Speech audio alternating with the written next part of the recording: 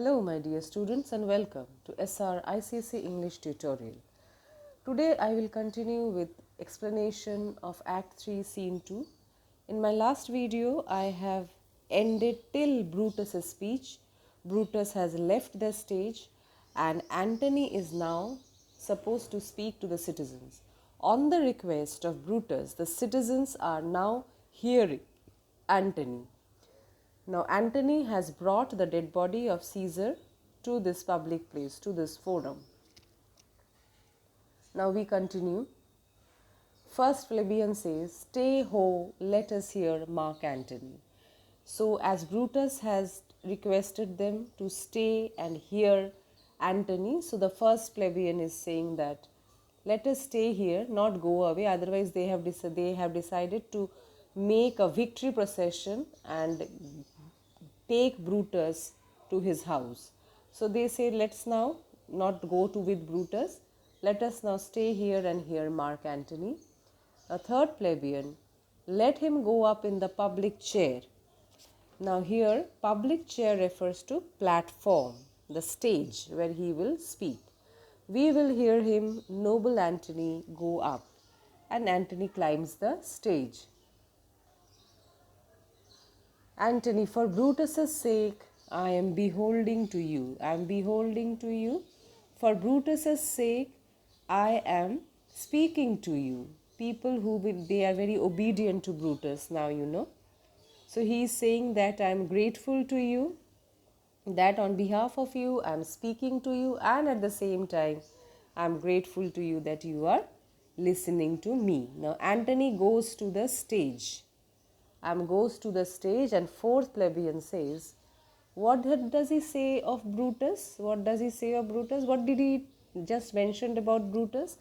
Now you should have a picture in your mind, or you should think that those days this microphones and speakers were not there.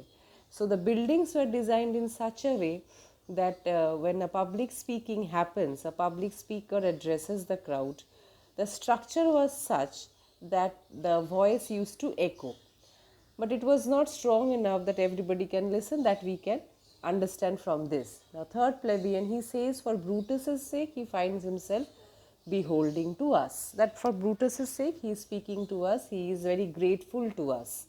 He is grateful to us that we have agreed to listen to him. Fourth plebeian, it were best he speak no harm of Brutus here. Now people are so motivated, people have become such a big fan of Brutus now, that he says it is better that in this crowd he should not speak anything against Brutus.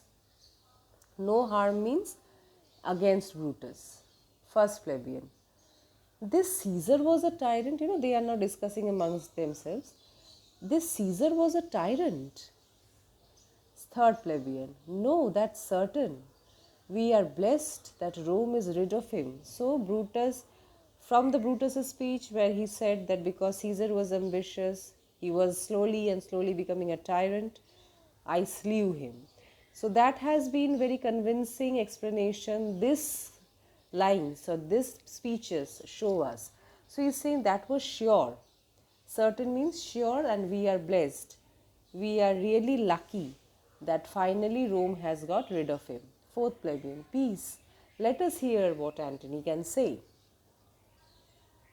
Now Antony says, you gentle Romans. Antony starts like this, that you gentle Romans. Now all are making others silent, each other. Now Antony says, friends, Romans, countrymen, lend me your ears. Lend me your ears. Hear me. Ears means please patiently hear me. This is Antony's funeral speech. I come to bury Caesar. I have come for Caesar's funeral. Not to praise him. Not here too. I have come to bury Caesar and not to glorify his acts, his deeds. Why? I'm not ready to do that, because the evil that men do lives after him. Evil, all the bad deeds. All the bad deeds that men do live after them, they are remembered. People remember all the bad deeds even after the death of that person. But the good is often interred with their bones. Interred means forgotten. And good deeds that the person does, the good deeds that the person does, what happens? They are forgotten with the graves. With the graves, when the person is buried, the good deed is also buried. Nobody remembers the good deeds, but yes, everybody remembers the bad deeds done by the person even after the burial. Next, Antony says, so let it be with Caesar. So the same thing let us do with Caesar.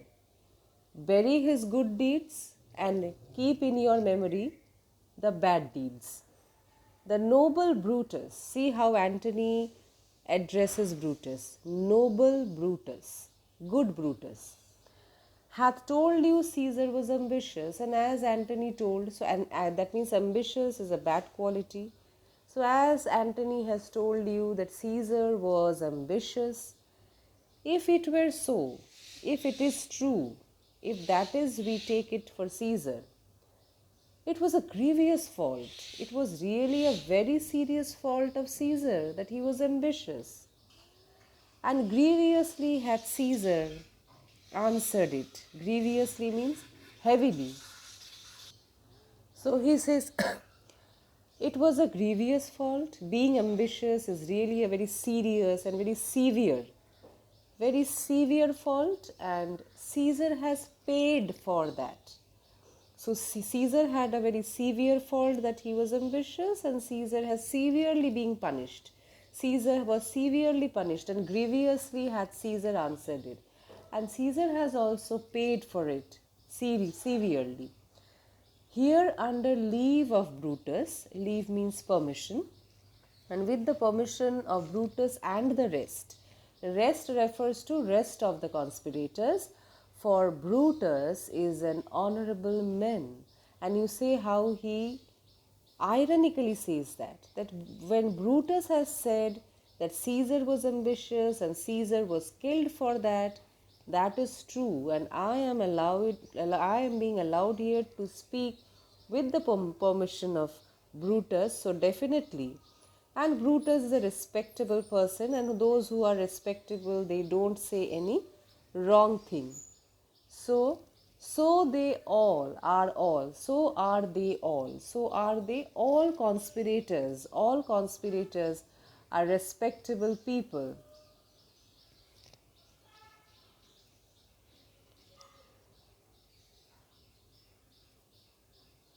And then, so come I to speak in Caesar's funeral.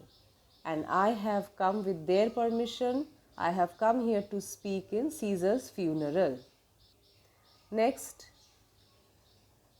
now Antony continues, here under the leave of Brutus and the rest, for Brutus is an honorable man, so they all are, and all conspirators are honorable men. Come I here to speak in Caesar's funeral. With their permission, I have come here to speak. Now, Caesar was my friend. He here refers to Caesar. Caesar was my friend, who was faithful, who was very loyal friend, and just to me. Just, he was a very justified friend. That means he has never done any wrong to me. He has never done any sort of wrong to me. He was a true friend. Just to me, he was always true to me. But Brutus says he was ambitious. So all these qualities of Caesar, that he was a faithful person, a loyal person, a justified person, never done wrong to his friend. But those means he wants to point out those are not good qualities. The main fault of Caesar is that he was ambitious, and definitely when Brutus says Brutus is a respectable person, then definitely Caesar is an ambitious, but Brutus is an honorable man. So Caesar had a great fault being ambitious, but Brutus, he is very true. He is an honorable man. He had brought many captives home to Rome. He here again refers to Caesar. Caesar had brought many captives. Captives means war prisoner. Prisoners of war, when the other party loses, the losing party of war, they are generally captives. They are made captives, they are made prisoner, and they are brought to this country, and for the releasing of that prisoner, a heavy ransom, a big amount of money is asked from that other country. So he has brought war prisoners. Defeating the enemy country, he has brought war prisoners to Rome. And whose ransom? Ransom is that money asked for release. That money did the general coffers fill. General coffers, public treasury. Caesar did not keep the money for himself. Caesar has donated that money to the public treasury for public welfare. Did this in Caesar seem ambitious? And that means this shows, isn't it? This shows that he has contributed those money to the public treasury. This shows that Caesar was ambitious. Caesar wanted ambitious a person, that means rising high, having lot of money and this. So this shows that Caesar is ambitious. That is why he contributed the money that amount to the public treasury. Now Antony again continues. When that the poor have cried, always when the poor were sad. Okay, when poor were sad, Caesar hath wept. So Caesar did cry with the helplessness of the poor people. Caesar was sad with the sadness of poor. Ambitious should be made of sterner stuff. Ambitious person should not be this soft to cry with the poor. An ambitious person should be tough, should be selfish, not so soft. Yet Brutus says he was ambitious, but still when Brutus has said that Caesar was ambitious, we should not consider all these good qualities of Caesar. And then he points out that you all did see that on the Lupercal means that festival, on the occasion of Lupercal that was celebrated, I thrice presented him with the kingly crown. I myself offered him a crown, which he did thrice refuse. He was offered thrice, he refused it thrice.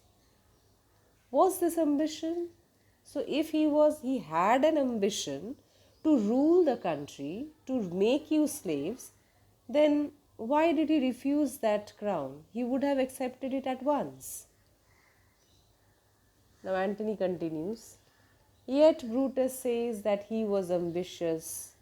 So definitely, and sure he is an honorable man. So honorable man always speaks the truth, always speaks the real thing.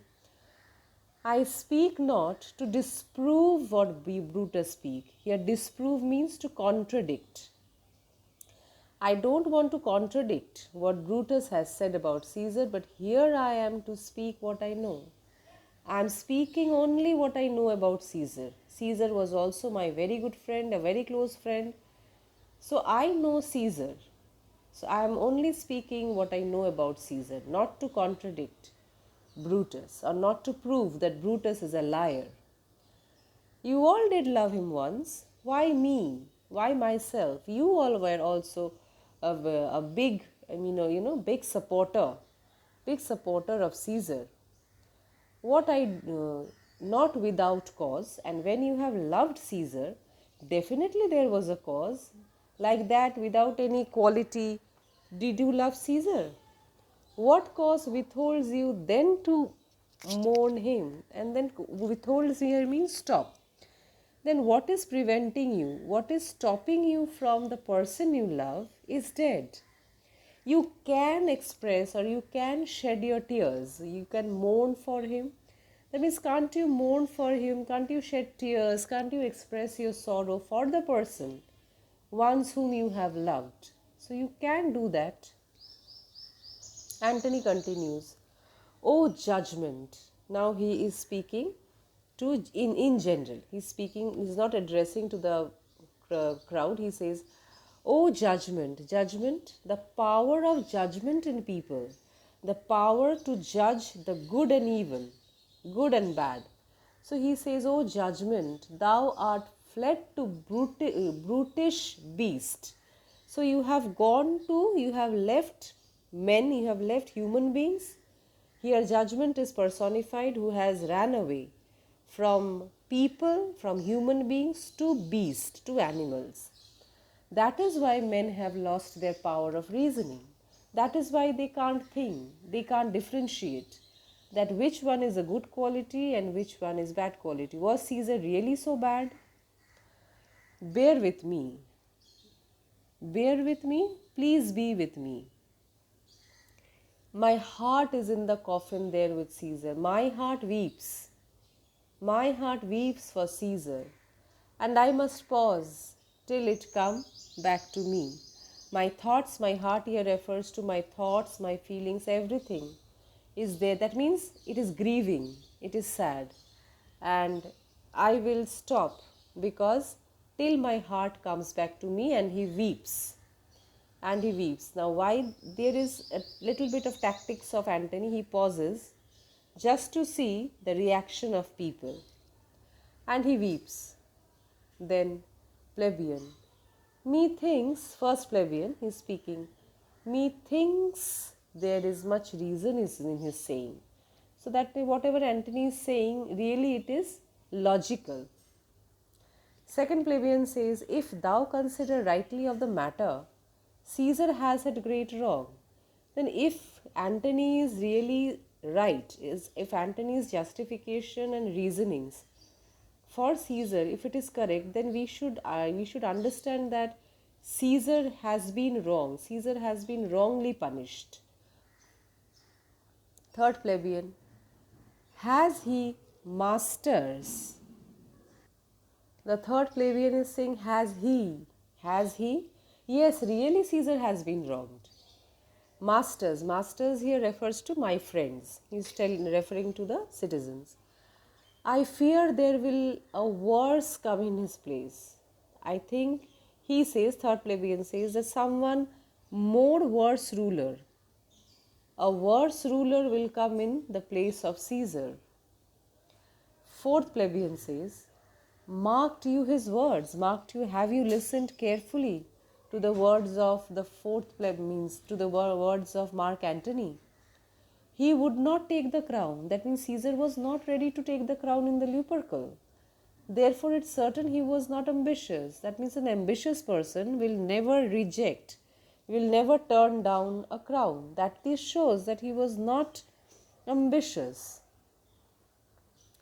The first plebeian says, if it be found so, some will dare abide it. That means, and if it is proved, found means proved so, then some will dare abide it. That means some men have to pay leaving price for it. Then people have to, who has punished Brutus, people those who have punished Caesar, people those who have killed Caesar, they have to pay for this wrong. They have to pay for wrongly punishing Caesar. Now second plebeian, poor soul, his eyes are as red as fire with weeping. Here poor soul is addressed to Antony, who is crying on the stage. So he says that, see, his eyes have become red for crying. Third plebeian, there is not a nobler man in Rome than Antony. And Antony is a noble man. He is a good man. He is a good man. Fourth plebeian says, now mark him. He begins to again to speak. So now listen to him. Now all of you be quiet. Again Antony starts speaking. Now Antony, but yesterday the word of Caesar might have stood against the world. Here yesterday means before. The word of Caesar here means the control, might have stood against the world to overcome the opposition. That means controlling the world, to control the world. Now lies he hear. So yesterday only, the day before, Caesar ruled the world. Caesar had the power. Word of Caesar might means whatever he said, the world would have listened. Okay, so the world listened to Caesar. He was so powerful, and now that powerful man is lying dead, and none so poor to do him reverence, and such a powerful, none so poor ready. And none of you are ready to at least pay him that respect to this great ruler. O masters here refers to the citizens. O citizens, if I were disposed to stir, if I wish to incline, to instigate, to inspire you, your hearts and minds to mutiny and rage to revolt against those who have done wrong to Caesar. Caesar was a person, not only Rome, the world listened to him. So is the world so fool to listen to such a ambitious person? And if I tell you, if I request you, if I instigate you, if I inspired you to revolt against those people who has killed this great man Caesar, I should do wrong, Brutus wrong, then it will be wrong. Wrong on the part of myself against Brutus and Cassius wrong, who you all know are honorable men, because they are respectable men. So I will be guilty of doing this. But here is a parchment with the seal of Caesar. Parchment, a document. He takes out some papers.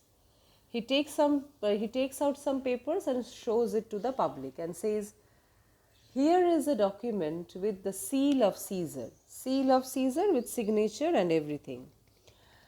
I found him in his closet. I found it in his private closet, in his drawer.